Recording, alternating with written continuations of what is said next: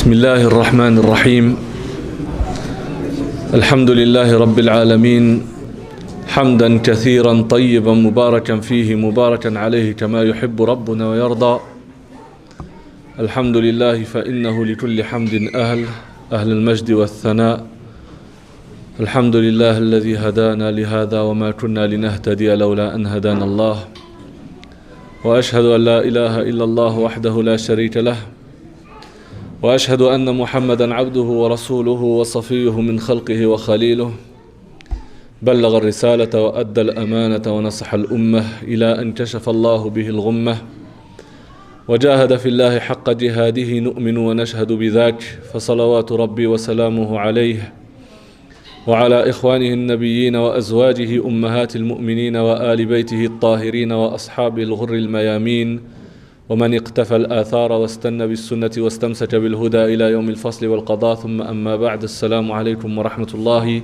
وبركاته أيها الإخوة hier nous avons évoqué ensemble la formulation de l'isti'adha A'udhu billahi minash shaytanir rajim et nous avions évoqué que celle-ci se construit et s'axe sur trois pôles je qui demande refuge, Billahi, qui est celui vers qui je me retourne parce qu'il est la puissance, parce que je sais et j'ai la conviction qu'Allah subhanahu wa ta'ala est le seul et lui est l'unique capable de m'accorder l'aide dont j'ai besoin. Et je demande cette protection contre mon ennemi juré qui est le shaitan. Et on avait expliqué que le mot shaitan nous donne plusieurs informations. La première, c'est que le shaitan vient de la racine arabe shatana qui nous donne la notion de l'éloignement. Et on avait dit que le shaitan est éloigné. Il est éloigné et il éloigne. Ensuite, on s'est interrogé sur pourquoi est-ce qu'il est éloigné. Et on avait expliqué qu'il s'était détourné, qu'il avait rejeté, réfuté l'ordre divin parce qu'il a fait preuve d'orgueil. Et ensuite, on avait promis d'aujourd'hui évoquer la deuxième partie, c'est le fait que Shaitan éloigne. Et ça également, comme je vous le disais hier, c'est encore un paramètre qui est très très important à comprendre dans cette isti'adha. Parce qu'il faut que je réalise que j'ai un ennemi qui me guette, qui m'observe et surtout qui me connaît bien. Puisque le conflit entre l'être humain et le shaitan est très ancien.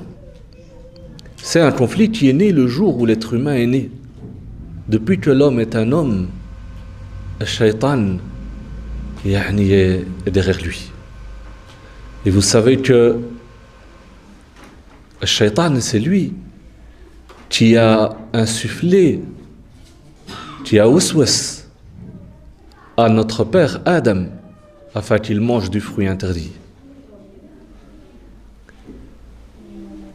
Cet ennemi, ayyuha al-ikhwa, expérimenté qu'il est, il a une deuxième qualité, c'est qu'il est très très assidu dans son travail.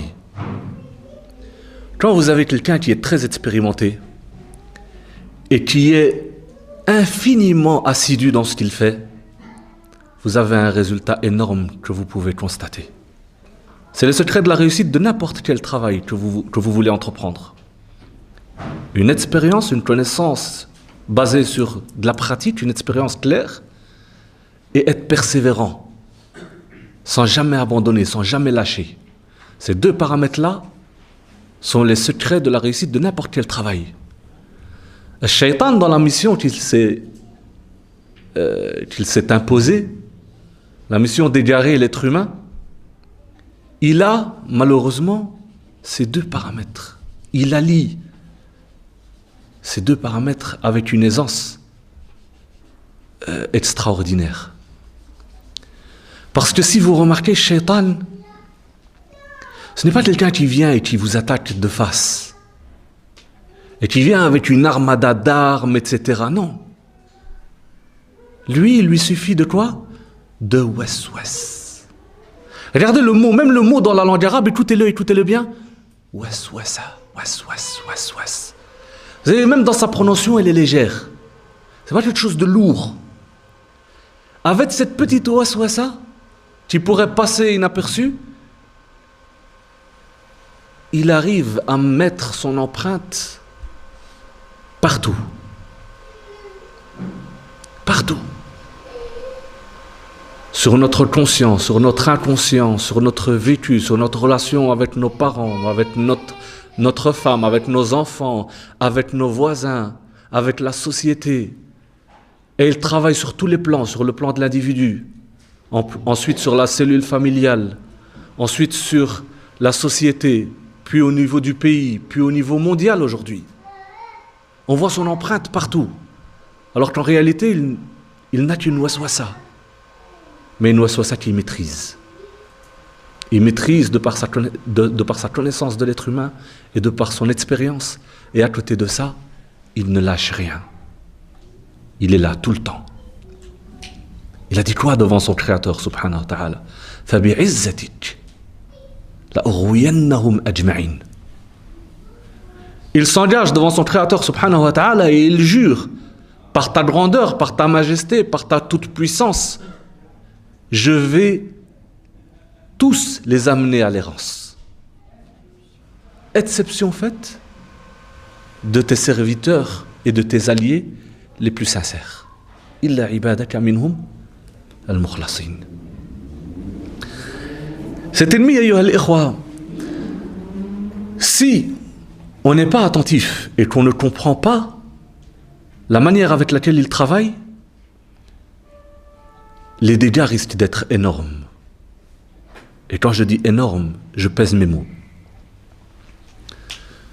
Sachez, ayyuha al-ikhwa, que le shaitan, comme je vous le disais, ne vient que très rarement de face. Mais crois, comme est le péché, c'est pas grave. Éloigne-toi d'Allah Azza wa Jal. C'est très très rare ça. C'est très très rare. Le shaitan vient et prend un chemin beaucoup plus subtil. Tu sais, Allah subhanahu wa ta'ala, il est l'azim. Il est la toute-puissance. L'islam, c'est sacré. On ne joue pas avec le sacré. Il faut être droit, il faut être sincère quand on est avec Allah subhanahu wa ta'ala. C'est pas digne de retourner vers Allah subhanahu wa ta'ala et en même temps commettre des turpitudes. Et puis tu sais, au final, il est quand même clément subhanahu wa ta'ala. Il est miséricordieux. Et sache que il y a des gens qui sont quand même plus éloignés que toi. Dans cet élan de retour vers Allah subhanahu wa ta'ala, tu n'es pas tout à fait sincère. La preuve, c'est regarde ce que tu as fait hier. Tu te rappelles ce que tu as dit? Tu te rappelles ce que tu as vu? Tu te rappelles ce que tu as fait? Tu n'es pas clean avec Allah subhanahu wa ta'ala. Et tu sais qu'Allah subhanahu wa ta'ala, c'est l'azim. Il faut être honnête. On ne peut pas avoir un double visage. Tu sais c'est qui fait ça? C'est les hypocrites. C'est eux qui vont à la prière et puis après, ils font tel péché ou tel péché. Donc tu vois, en réalité, t'es pas encore au niveau. Donc tu sais quoi? Sache qu'Allah subhanahu wa ta'ala t'ouvre les portes, la porte du repentir, elle n'est jamais fermée. Elle reste ouverte. Et en plus, c'est que le Nabi alayhi salam, il nous dit que celui qui va faire le hajj, Allah subhanahu wa ta'ala lui pardonne tous ses péchés et qu'il revient nouveau-né. Donc, maintenant, c'est peut-être pas le moment où tu es encore pas stable. Inch'Allah, tu vas te marier, tu vas te stabiliser. Inch'Allah, tu vas avoir des enfants, tu vas avoir une situation sociale, tu vas te stabiliser. Inch'Allah ta'ala, tu vas avoir ceci, tu vas avoir cela, tu vas te stabiliser. Et puis tu seras droit. Tu ne peux pas vivre comme un hypocrite comme ça, avec un moment tu fais comme ça et un moment tu fais comme ça. Donc, plus tard, quand tu vas être stable, tu vas être droit avec Allah subhanahu wa ta'ala et tu vas arriver à bon port. Et là, tu vas vraiment être un musulman et un bon musulman. C'est quand même plus subtil comme discours. Et vous voyez que Shaitan est très assidu et très expérimenté parce qu'il va t'apporter un hadith, il va te donner des réalités, des vérités, des choses auxquelles tu ne peux dire qu'amine. C'est vrai. Et alors il vient une première étape, une deuxième étape, et tu dis c'est vrai, c'est vrai, c'est vrai, c'est vrai. Et tout doucement tu baisses la garde. Et sans rien comprendre, boum, il te met le chaos et t'es couché. Et tu n'as rien vu. Pourquoi? Parce que tu as avalé la pilule. Le shaitan ne vient jamais comme ça, yani direct, il te dit, mais crois, sois parmi les kafirines. C'est rare ça. C'est rare. Il va utiliser d'autres moyens, plus convaincants. Il va te séduire avec un discours qui est basé sur des informations qui sont réelles, qui sont vraies. C'est vrai qu'on ne joue pas avec Allah subhanahu wa ta'ala. Et c'est vrai qu'on ne peut pas venir à la mosquée et en même temps commettre des péchés. C'est un manque de cohérence. C'est vrai toutes ces informations-là. Mais c'est où que le bas blesse? Et c'est où qu'il te met le chaos? C'est quand il te fait croire et il te fait avaler qu'il faut arrêter le retour vers Allah subhanahu wa ta'ala jusqu'au moment où tu seras stable. Et ici, ayyuha al-ikhwa, il faut vraiment comprendre deux chemins qui vont se créer, qui vont se dresser devant nous. Et c'est là qu'il faut être alerté. C'est là qu'il faut profiter de ces informations, de cette connaissance qui va vraiment me permettre de faire les bons choix au bon moment et de savoir et de comprendre les stratégies les stratégies et les stratagèmes de mon ennemi afin que je puisse esquiver ces attaques. Il faut comprendre ces deux chemins qui vont se dresser devant moi. Face au constat que nous dresse le shaitan et qui est tout à fait vrai, ensuite il y a deux chemins. Soit j'arrête d'accomplir les bonnes actions, ou alors je continue d'accomplir les bonnes actions et j'espère que ces bonnes actions-là vont effacer mes erreurs et mes turpitudes. Et ça, c'est les deux chemins. Le chemin d'Allah subhanahu wa ta'ala et le chemin de shaitan. Allah subhanahu wa ta'ala nous dit quoi? Inna al-hasanat yudhibna as-sayyi'at. Le prophète sallallahu alayhi wa sallam dit quoi? Atbi' as-sayyi'ata al-hasana tamhuha. Le prophète alayhi wa sallam, lorsque Amr ibn al-As vient déclarer son islam, il tend la main pour prêter le serment d'allégeance et puis il la retire. Et le Nabi sallallahu alayhi wa sallam le regarde. Et Amr ibn al-As est pris par un moment de panique. Il lui dit, Ya Rasulallah, je vais témoigner de ma foi, mais je t'ai combattu des années durant. Je t'ai combattu. Mon plus grand espoir était de te tuer. J'ai œuvré, j'ai fait des efforts afin d'éteindre l'étincelle et la lumière de l'islam. Est-ce qu'Allah subhanahu wa ta'ala va me pardonner cela? Le Nabi sallallahu alayhi wa sallam lui dit quoi? Il lui dit, i'lam anna al-islam yajubbu ma qablah. Sache que l'islam efface ce qui est passé.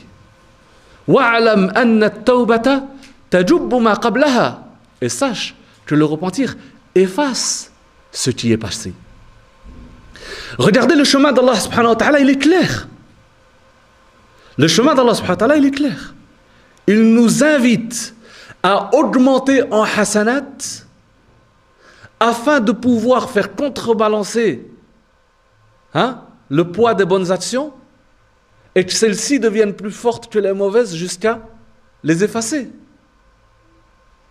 Donc Allah subhanahu wa ta'ala, au moment de l'erreur, au moment de notre turpitude, al-ilm, le Coran, le Sunna nous invite au retour. Et le shaitan ne veut pas cela. Lui, il va utiliser le même développement pour arriver à une autre conclusion. Lui, il veut quoi? Il veut que sayyi'at tamna'ul hasanat. Il veut te bloquer la porte des bonnes actions sous prétexte que tu commets une erreur, 2 erreurs, 3 erreurs, 10 erreurs, 1000 erreurs, 1 million, 1 milliard d'erreurs. Apprenez s'il vous plaît cette règle. Si vous partez qu'avec celle-ci aujourd'hui, sachez que vous partez avec un trésor. Une bonne action, une mauvaise action n'empêchera jamais, jamais, jamais et ne peut empêcher une bonne action. C'est ma bonne action qui va effacer ma mauvaise action. Faites la différence entre les deux chemins. Une bonne action ne peut, une mauvaise action ne peut en aucun cas empêcher une bonne action. Retenez cette règle. Une mauvaise action ne peut en aucun cas empêcher une bonne action. Jamais. Si je cède face à cette règle et que j'inverse le processus, sachez que je fais quoi? Je suis le chemin de Shaitan, forcément. Peu importe le développement qu'il va te donner. Peu importe. Sache que si tu arrives à cette conclusion-là et que tu es face à ce constat-là, qu'au final, tu vas te retrouver en train de délaisser une bonne action sous prétexte que tu en as commis une mauvaise, sache que c'est la voie satanique. Le divin, Ar-Rahman, Ar-Rahim, il te dit reviens. Innal ladhina fatanu al-mu'minina wal-mu'minat thumma lam yatubu. Dans sourate al-Buruj, la sourate des tranchées, ces gens-là faisaient quoi? Ils creusaient des tranchées dans lesquelles ils allumaient le feu et ils y jetaient les croyants. Ils tuaient les musulmans en les jetant dans le feu, dans les tranchées. Allah subhanahu wa ta'ala, lorsqu'il parle de ces gens-là, qui combattent la foi, qui persécutent les croyants, et qui les tuent d'une manière horrible, inhumaine, ils les jettent dans le feu vivants, hommes, femmes, enfants, vieux, jeunes, avec comme seul critère le fait de dire la ilaha illallah. Lorsqu'Allah subhanahu wa ta'ala parle de ces gens-là, il dit « Thumma lam yatubu » il leur laisse la porte du retour ouverte. Le chemin d'Allah subhanahu wa ta'ala garde une porte ouverte sur le retour. C'est une porte qui ne peut pas se fermer. Ne la ferme que qui? Que mon ennemi juré. Et sachez que Shaitan va jouer sur un paramètre qui est vraiment, vraiment vicieux. C'est qu'il va essayer à tout prix de nous faire croire 2 informations. La première, c'est que nous sommes des hypocrites. Et la deuxième, c'est que nous ne méritons pas le retour. Vous savez pourquoi? Parce que Shaitan, en vérité, travaille toujours sur 2 plans. Il a 2 axes. Le premier axe, c'est de te faire arrêter les bonnes actions. Le retour vers Allah subhanahu wa ta'ala, il te fait arrêter, il te fait vautrer dans le péché. Mais une fois qu'il te plonge dans le péché, lui, il ne se contente pas de ça. Il veut fermer derrière toi, pour que jamais tu n'en sortes. Donc il te pousse et puis il ferme. Pourquoi? Parce qu'en vérité, c'est son chemin à lui. Il s'est détourné, Estakbar, il a fermé la porte du retour. Alors que Adam a commis l'erreur. Mais la porte du retour, il ne l'a pas loupée. Il est retourné vers Allah subhanahu wa ta'ala et Allah jalla wa ala a accepté ce pardon. A accepté et lui a accordé le pardon. Shaitan le sait ça. Il sait qu'il va peut-être travailler 10 ans, 20 ans, 30 ans, 40 ans, 50 ans, 60 ans, 70 ans. Il sait qu'il va travailler sans relâche, etc. Et il est tout à fait conscient qu'en une seule fraction de seconde, il peut perdre tout son capital. Le soldat qu'il a formé pendant 50 ans, 60 ans, Allah, il sait très bien que la miséricorde d'Allah Azza wa Jal peut l'atteindre. Et il va tout faire pour fermer la porte du retour. Pour fermer la porte du retour, il va travailler sur ces paramètres-là et te faire croire que tu es un hypocrite. Et puis, il va également te faire croire que toi, que ta turpitude et ton péché est plus grand que la miséricorde d'Allah subhanahu wa ta'ala. Le croyant doit être alerté. Doit être alerté par rapport à ces choses-là. Le prophète alayhi salatu salam, lorsqu'il nous parle de l'hadith al-Qudsi, où Allah azza wa jal dit Inna rahmati tasbiqu ghadabi. Ma miséricorde, elle est plus immense et elle devance ma colère.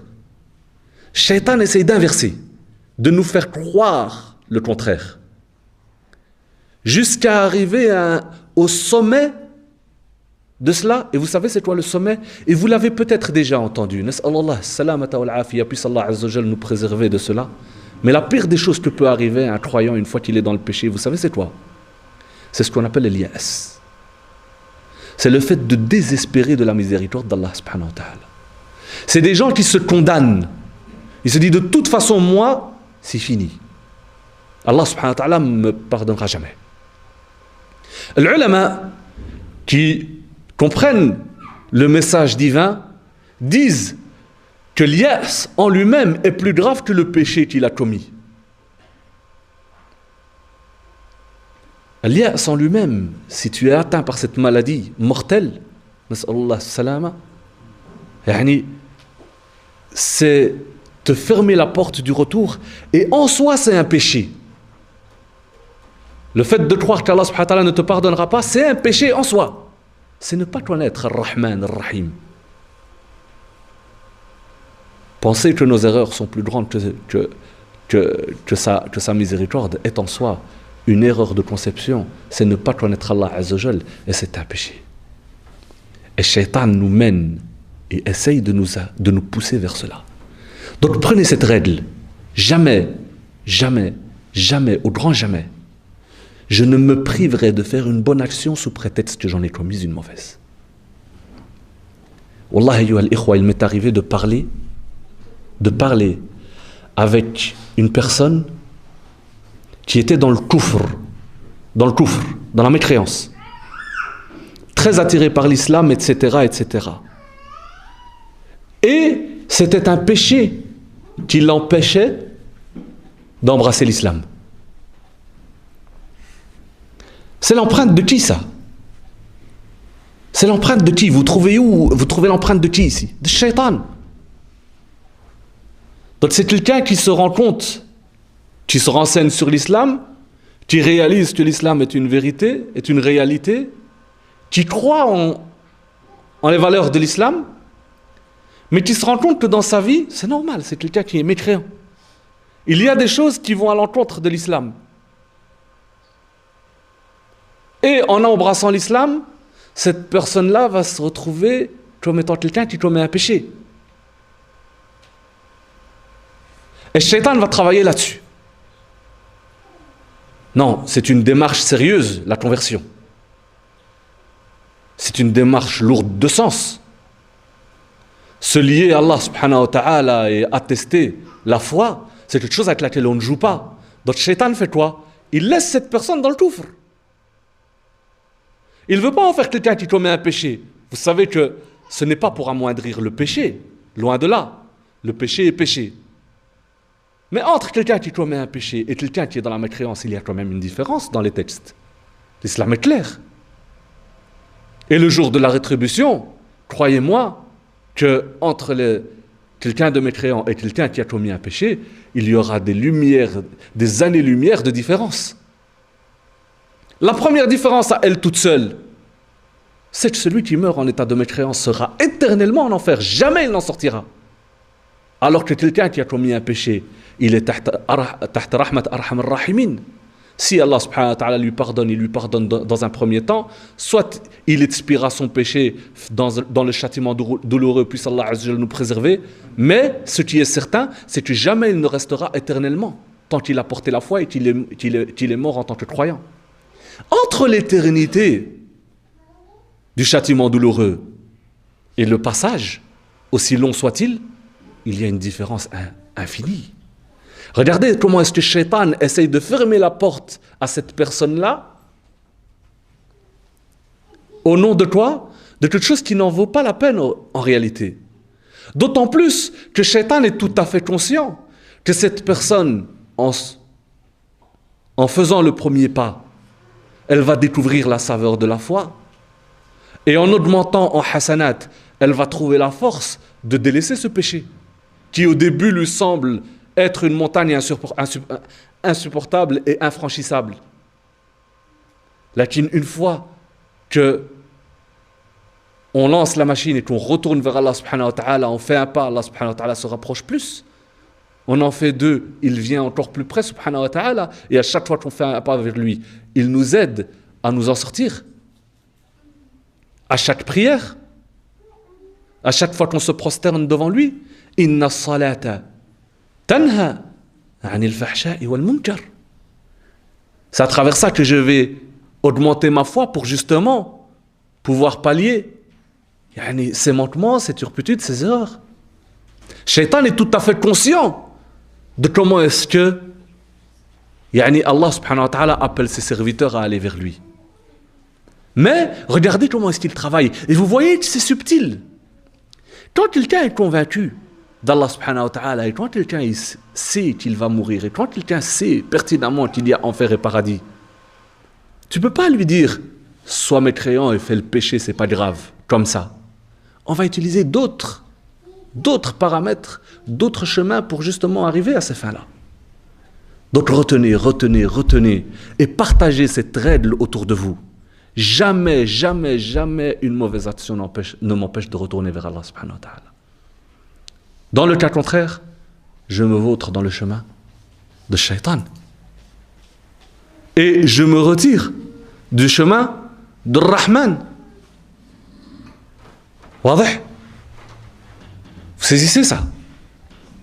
C'est un paramètre important, et wallah, je peux vous dire qu'avec les discussions que nous avons avec beaucoup de personnes, que ce soit des musulmans ou pas des musulmans, on se rend compte, subhanallah, que le shaitan travaille énormément sur cette brèche-là.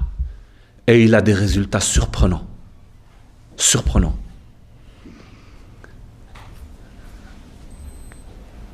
Le shaitan s'est engagé devant Allah subhanahu wa ta'ala et il dit dans le Coran al-Karim, dans Surat al-Nisa,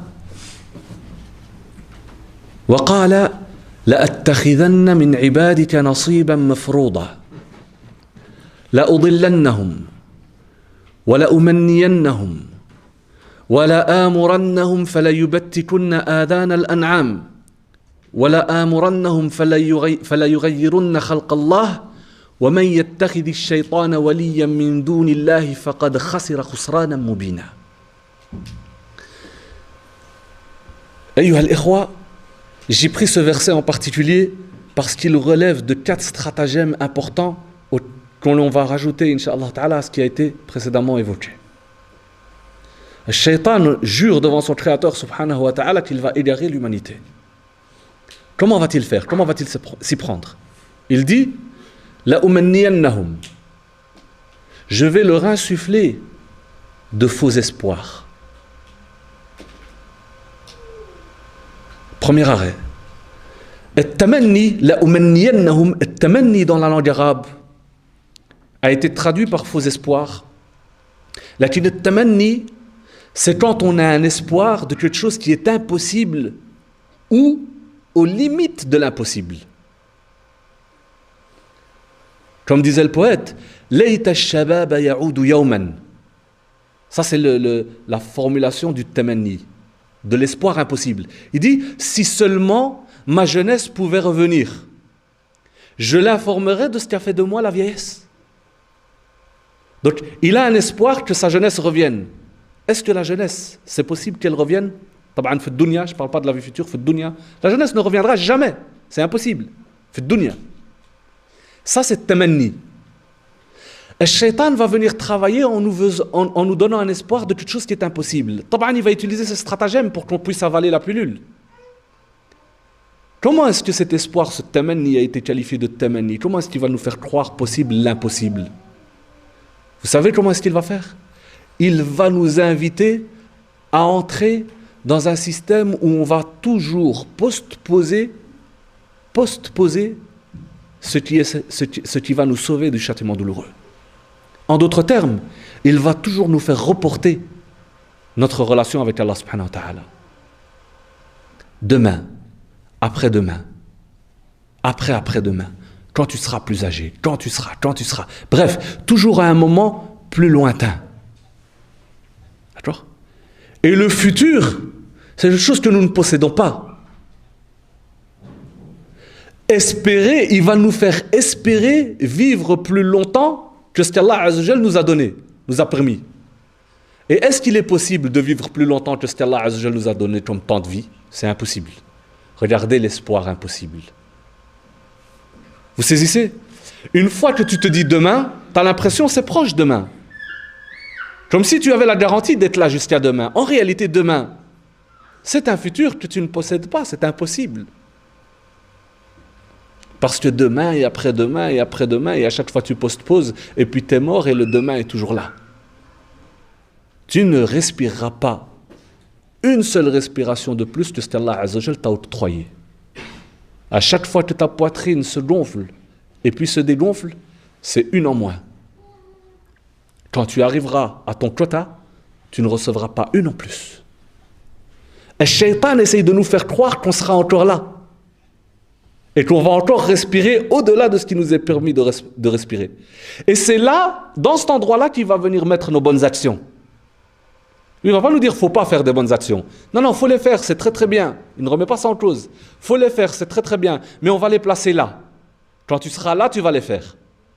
Et tu n'y seras jamais. C'est pour ça qu'on appelle ça le tamanni, le faux espoir. Ensuite, Allah subhanahu wa ta'ala dit وَلَا آمُرَنَّهُمْ فَلَيُبَتِّكُنَّ آذَانَ الْأَنْعَامِ. Donc Allah subhanahu wa ta'ala relate les paroles de Shaitan, des stratagèmes qu'il va utiliser, tamanni, nous faire postposer. Ensuite également, il y a quoi ? Il y a le fait qu'il va nous ordonner de fendre, de couper les oreilles des bestiaux. Chamelles, vaches, moutons, etc. Les bestiaux, l'an'am. Il va demander, il va ordonner à l'être humain de couper les oreilles des bestiaux. Quel lien y a-t-il entre Shaitan et les oreilles des bestiaux ? Il faut comprendre le verset. Les Arabes avaient pour habitude, lorsqu'ils voulaient vouer une offrande à leur statuette, à leur divinité, qu'ils allaient au pèlerinage à la Mecque, où il y avait dans le Kaaba plus de 360 statuettes, 360 divinités, quasiment une par jour. D'accord ? Lorsqu'ils allaient pour faire le pèlerinage, ils prenaient avec eux des offrandes qu'ils vont aller égorger devant leur statuette. Et ce qu'ils faisaient, c'est que cette offrande-là, cette bête qu'ils vont prendre pour immoler là-bas, ils lui coupaient l'oreille en signe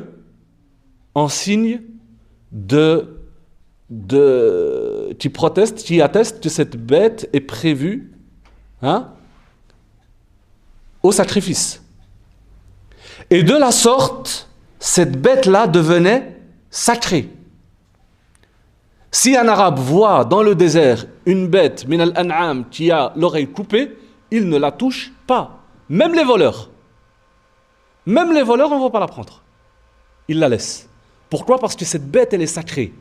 Elle est vouée au sacrifice. Elle est dédiée à la statuette, un tel ou un tel, peu importe. Comprenez que dans ce verset, en d'autres termes, le Shaitan s'engage devant son Créateur subhanahu wa ta'ala à faire en sorte que l'être humain ne revienne plus vers Allah subhanahu wa ta'ala. Il va aller vouer ses actes adoratoires à autre qu'Allah subhanahu wa ta'ala. Ce n'est pas uniquement de couper les oreilles des bestiaux. Non. C'est ya Allah, toi tu as ordonné aux gens, à l'être humain de revenir vers toi, sache que moi je vais les faire revenir vers autre chose. Je vais faire en sorte que leur cœur soit lié à autre que toi. Et croyez-moi que de nos jours, il y a encore énormément d'oreilles coupées de bestiaux dans nos sociétés, mais sous des formes différentes. J'ouvre le journal, je lis mon horoscope. pour savoir est-ce que les astres sont de mon côté ou pas. Je porte une amulette qui va me sauvegarder de je ne sais quoi. On est vendredi 13, je ne suis pas bien. D'accord ? Etc., etc. Tout cela, c'est l'empreinte de qui ? On retrouve l'empreinte de qui ? Tous ces cœurs de personnes qui disent La ilaha illallah, Muhammad Rasulullah, et qui ont un cœur qui est lié à autre qu'Allah subhanahu wa ta'ala. Ils se dirigent de manière horizontale. Et ils n'ont pas un rapport vertical avec Allah subhanahu wa ta'ala. Ils sont liés à quelque chose ou à quelqu'un. Il y a l'empreinte de qui ici ? De Shaitan, wadih. Allah subhanahu wa ta'ala dit vous revenez vers moi et vers moi seul, sans aucun intermédiaire. Et Shaitan va faire en sorte que non seulement il y aura des intermédiaires, mais au-delà de ça, il va carrément faire dévier les cœurs afin qu'ils se lient complètement à autre qu'Allah subhanahu wa ta'ala. وَلَآمُرَنَّهُمْ فَلَيُبَتِّكُنَّ آذَانَ الْأَنْعَامِ. Des musulmans qui disent La ilaha illallah, Muhammad Rasulullah, et qui ont un cœur lié à autre que toi. C'est mon travail. C'est mon travail. Je vais œuvrer en ce sens. Ensuite, il dit quoi ? وَلَآمُرَنَّهُمْ فَلَيُغَيِّرُنَّ خَلْقَ اللَّهِ. Et je vais leur ordonner afin qu'ils changent les lois de ta création. Allah subhanahu wa ta'ala a créé les choses selon des lois bien définies, claires. Et le shaitan va nous pousser à venir inverser ces lois. Une des choses que l'on retrouve dans ce verset-là, c'est la chose qui est justement précédente. Allah subhanahu wa ta'ala nous a créés et il est d'une loi divine de la création que cette créature retourne vers son créateur. Et il va faire en sorte, shaitan, que cette créature ne retourne pas vers son créateur. L'être humain a cet élan, al-fitra, depuis qu'il est né. Il a un besoin de retour vers Allah subhanahu wa ta'ala. Et même de nos jours, les gens qui disent je ne crois pas, etc., etc., lorsqu'un malheur, mais un gros malheur les atteint, ils ont tendance à lever les yeux vers le ciel. Hani, tu veux ou tu veux pas, c'est là. Après, on l'enterre, ce sentiment de fitra. C'est la société qui va l'enterrer, c'est les parents qui vont l'enterrer, c'est peu importe, on va essayer de l'enterrer. Mais vraiment, au moment où il y a un gros électrochoc, ça apparaît. C'est une loi divine. Il y a une force d'attraction que l'être humain a. Il a besoin de retourner vers Allah subhanahu wa ta'ala. Qu'il l'accepte ou qu'il ne l'accepte pas. Qu'il le reconnaisse ou qu'il ne le reconnaisse pas. Qu'il retourne réellement et de manière à travers le vécu ou pas. Dans tous les cas, il a ce besoin. Et c'est une loi divine. Et le shaitan va couper cette loi. Et il va faire en sorte que l'être humain vienne défier cette loi et qu'il finisse par avaler la pilule qu'il est capable et qu'il peut vivre, ni Dieu ni maître. Vous saisissez ? Et il va travailler sur tous les plans. Sur tous les plans. Jusqu'à faire croire que l'humanité peut continuer dans des règles ou selon des règles qui vont à l'encontre d'un mot qu'on appelle progéniture. Allah subhanahu wa ta'ala a fait en sorte qu'un homme est attiré par une femme. Il a codifié cela selon des règles de mariage, etc. Mais c'est des lois de la nature. Eh bien non, on va aller défier ces lois. Et on va instaurer au niveau de la société, au niveau des États, au niveau les plus hauts, la normalisation de lois qui vont à l'encontre de cela. Et on va inculquer ça. À tout âge et à tout va. Il y a l'empreinte de qui ici ?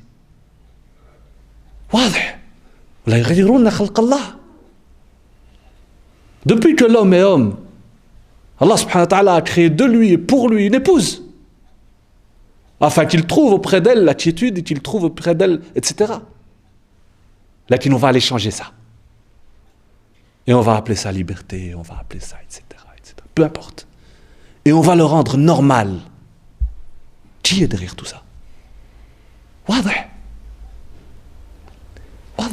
Et on voit que quelqu'un qui travaille dans toutes les strates de la société. Le Nabi alayhi salam dit quoi? Il dit qu'Allah subhanahu wa ta'ala a maudit les femmes qui essaient de ressembler aux hommes ou les hommes qui essaient de ressembler aux femmes. Parce que c'est défier les lois divines. C'est nager à contre-courant. Lorsqu'on veut avoir un élevage, peu importe, de poules, de vaches, de moutons, de ce que vous voulez, on se doit de comprendre le système agroalimentaire, etc. De comprendre comment est-ce que ces bestiaux-là vivent. On a besoin de comprendre les lois d'Allah subhanahu wa ta'ala. Si on vient essayer de changer cela,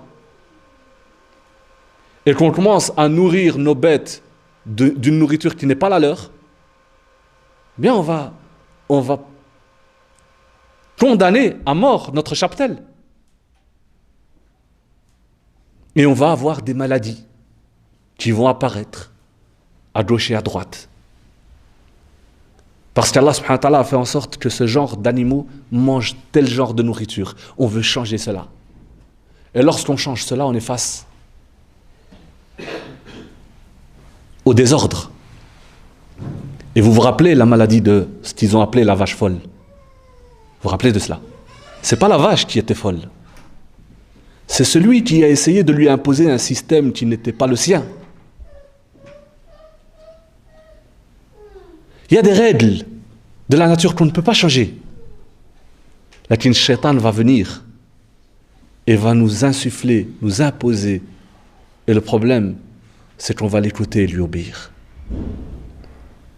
Et Allah subhanahu wa ta'ala conclut ces versets en disant وَمَنْ يَتَّخِذِ الشَّيْطَانَ وَلِيًّا مِنْ دُونِ اللَّهِ فَقَدْ خَسِرَ خُسْرَانًا مُبِينًا. Celui qui va répondre à l'appel de ce shaitan, qui va obéir à celui-ci, il va perdre, il va être frappé par une perdition énorme. Khasira khusranan. Ça dans la langue arabe, ça vient pas pour rien. Ici il y a le masdar, le verbe et son masdar, les deux. Khasira khusranan.